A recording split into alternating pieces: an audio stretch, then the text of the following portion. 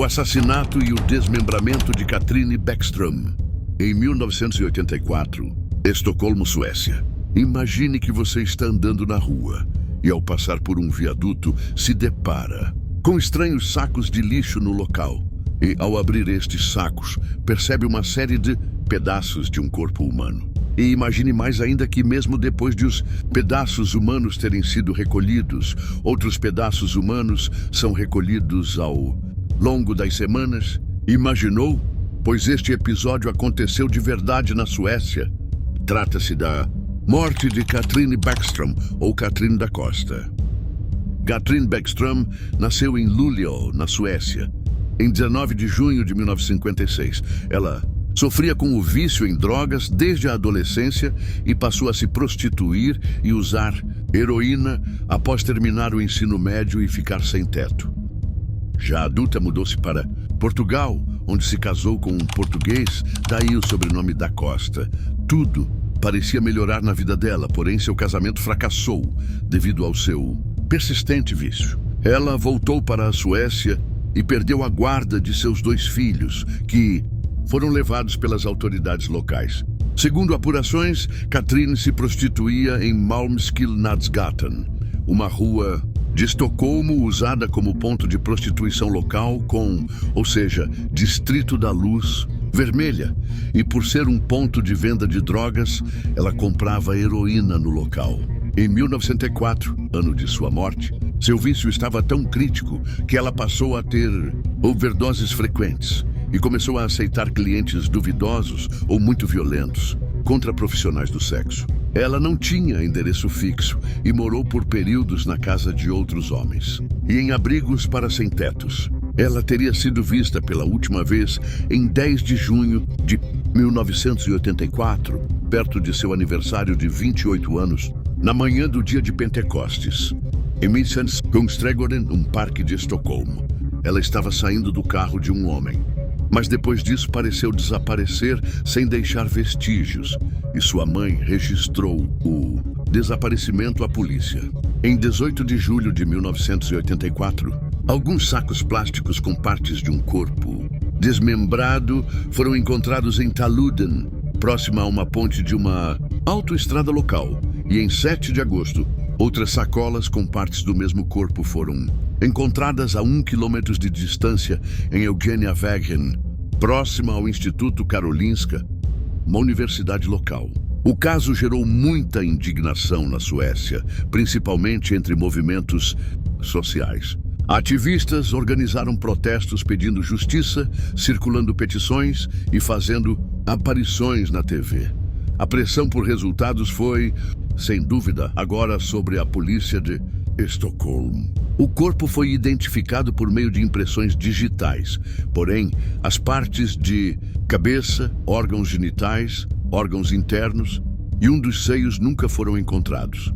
E, após os exames de impressão de digitais e da confirmação da identidade do corpo, começou a investigação do crime e sobre seus suspeitos. Ted Harm era um patologista forense da Estação Médica Forense em Solna. Ele foi considerado o primeiro suspeito do crime.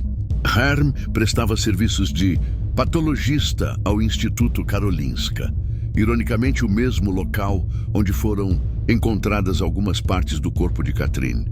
A suspeita se iniciou quando o ex-sogro de Harm o denunciou à polícia, afirmando que suspeitava que a morte de Anne Catherine, sua filha e finada esposa de Harm, não havia se suicidado por enforcamento, mas sim que ela teria sido morta pelo próprio marido. O sogro, além de acreditar que Harm matou sua filha, também suspeitava que o mesmo seria envolvido com a morte de Katrine. Outros aspectos que levantaram suspeitas foram: 1. A suposta frieza de como ele lidava com a morte de sua esposa. 2. O fato de que, pouco antes de sua morte, sua esposa havia pedido o divórcio a Harm. 3. O fato de que Harm, pouco tempo após a morte de sua esposa, macabramente, havia publicado um artigo sobre estrangulamento. 4. Uma suposta expertise dele em violência sexual, tanto que ele teria participado de várias investigações sobre mortes não resolvidas de garotas de programa. 5.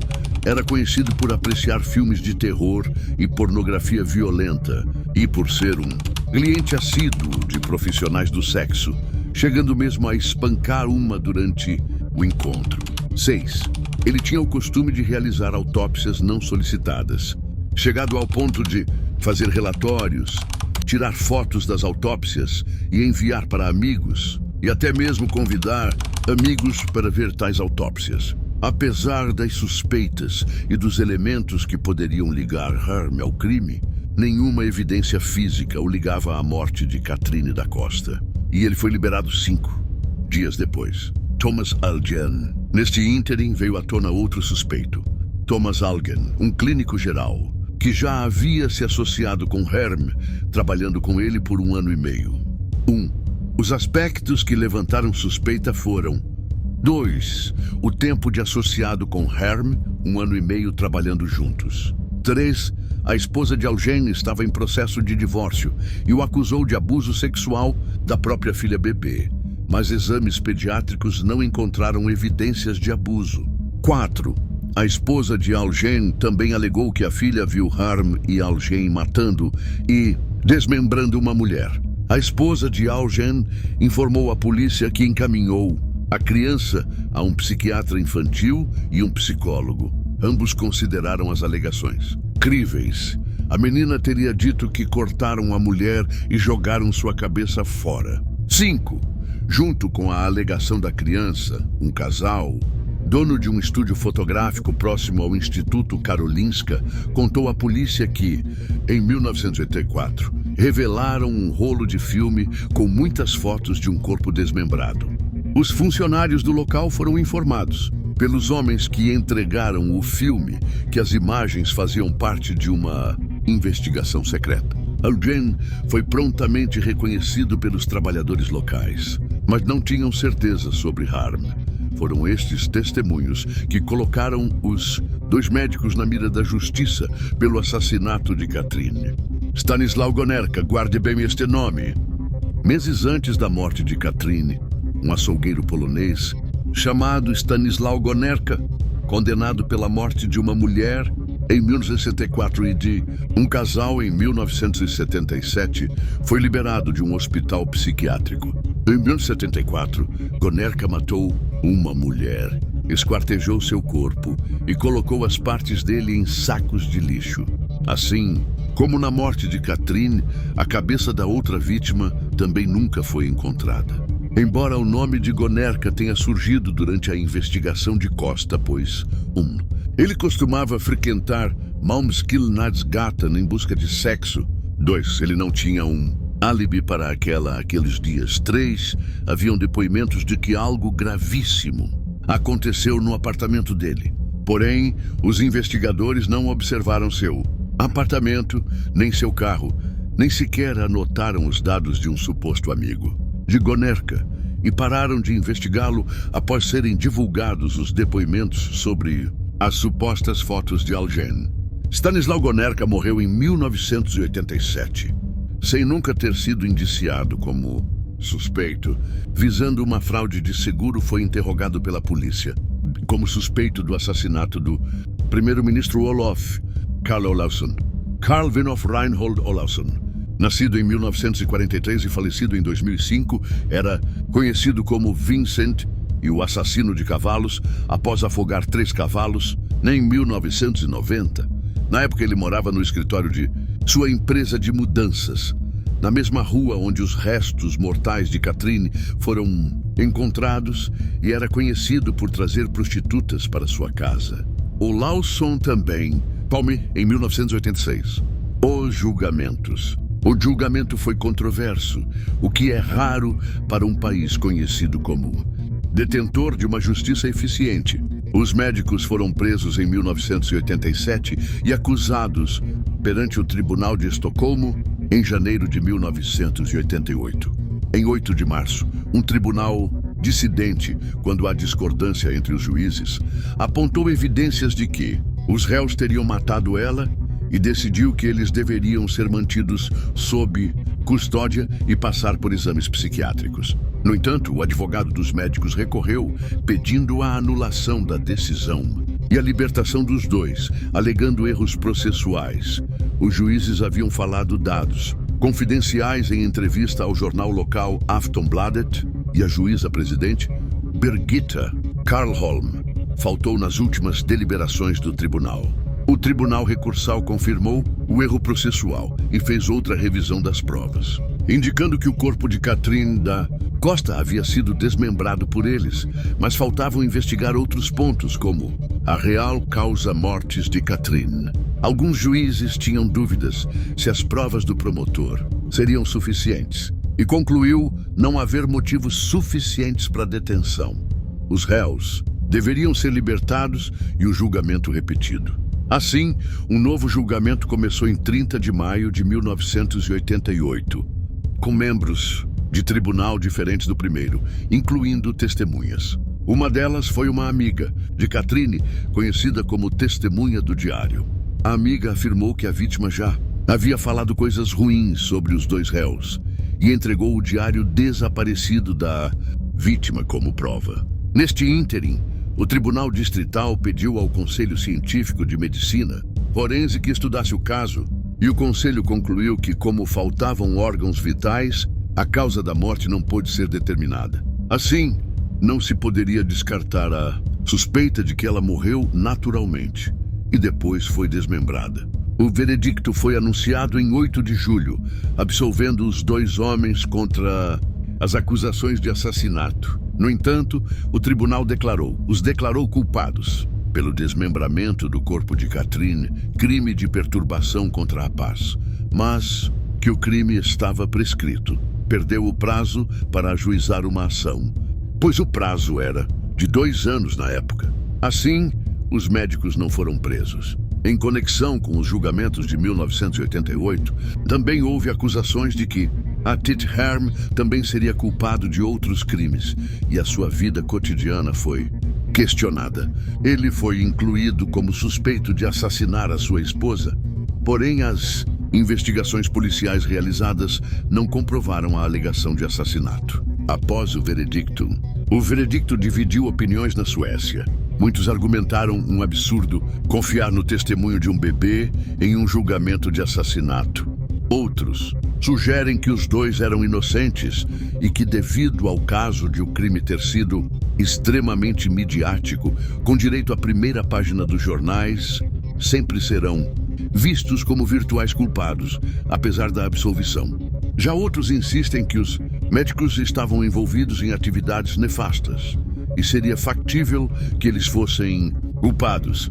Outros também falam que a falta de investigação dos outros dois suspeitos, Gonerka e Olausson, e a falta de efetivo de apuração em prol da investigação do assassinato do primeiro-ministro sueco Olof Palme também prejudicaram o andamento do processo, gerando todos estes problemas. Independente das opiniões, os dois homens juraram inocência até o fim. Porém, nem tudo foram flores após a absolvição dos dois médicos. Em 1989, o Conselho Nacional de Saúde e Bem-Estar solicitou a revogação das licenças médicas de Harm e Algen, com base na decisão do Tribunal Distrital de que os médicos desmembraram o corpo de Catherine. O pedido foi aceito, mas os dois advogados do Conselho discordaram. A luta pela reabilitação. A questão foi julgada 2 vezes no Tribunal de Apelação. Na primeira vez, em outubro de 1989, o Tribunal de Recurso anulou a decisão do Conselho, considerando não haver razão para impor requisitos mais baixos. Porém, em maio de 1991, o Tribunal Administrativo de Recurso decidiu que a revogação das licenças médicas deveria continuar. Considerou uma forte certeza de que os dois médicos haviam desmembrado o corpo e, após várias outras tentativas, em 2001, 2004 e também 2011, chegando até mesmo à Corte Europeia de Direitos Humanos, porém todos fracassaram. Depois que suas licenças médicas foram revogadas, os dois médicos iniciaram várias ações civis em busca de indenização. As ações continham argumentos de que a decisão do Conselho Nacional, a mídia e a opinião pública destruíram suas carreiras e vidas. Em 2006, os médicos exigiram 40 milhões de coroas suecas, 4,8 milhões de dólares na época, em indenização pelo tempo sem exercer a profissão.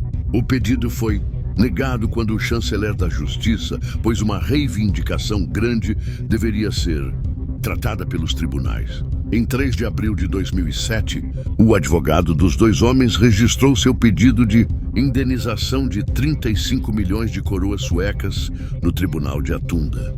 Porém, o tribunal decidiu que os médicos não tinham direito à indenização, pois a maioria das reivindicações estava prescrita, que o resto era infundado e que a revogação das licenças foi uma medida preventiva e não foi coberta pelo perdão judicial. Em 2005, a polícia testou uma amostra de DNA toalha que encontrada perto do segundo local e foi comprovado que os fios de cabelos não eram de nenhum dos dois médicos. Em 2009, a polícia suspendeu oficialmente a investigação do assassinato após o prazo de 25 anos, decorridos desde que o crime foi cometido.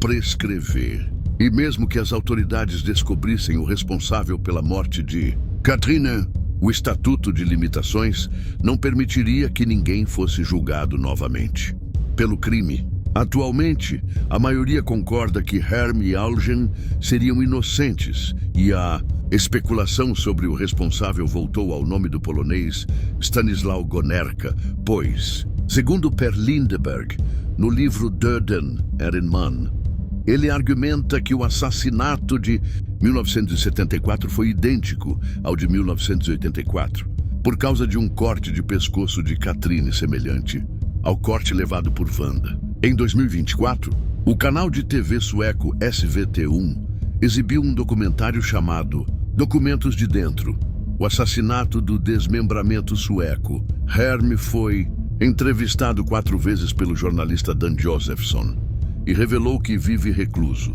Desde 1985, não tem um emprego regular há muito tempo e tem uma deficiência auditiva grave após uma tentativa de suicídio. Pelo visto, neste caso, o foco nos dois suspeitos se baseou em fofocas, alarmes falsos, depoimento de uma criança em tenra idade e desgosto pelas atitudes privadas deles, o que permitiu toda esta controvérsia, junto com o sensacionalismo da mídia, dizendo que os dois eram membros de um culto satânico, além de supostos envolvimentos com canibalismo e vampirismo.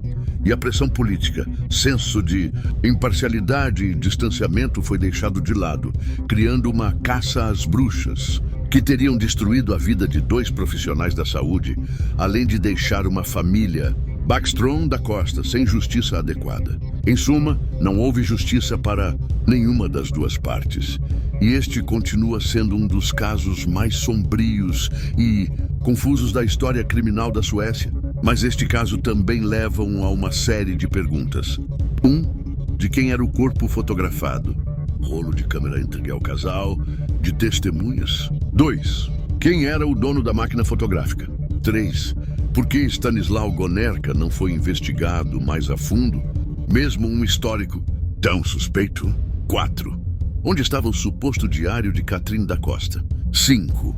Será que um dia nós saberemos toda a verdade sobre este caso? 6. E as principais perguntas. Katrine da Costa morreu de causas naturais, ou ela foi assassinada? 7. Se ela foi assassinada, quem matou e esquartejou Katrine da Costa? Talvez nunca saberemos todas as respostas, mas o mistério vai continuar. In memoriam de Katrine Backstrom, Katrine da Costa. 9 de junho de 1956, talvez para sempre, junho ou julho de 1984. Comente qual a próxima história você quer ver aqui no canal.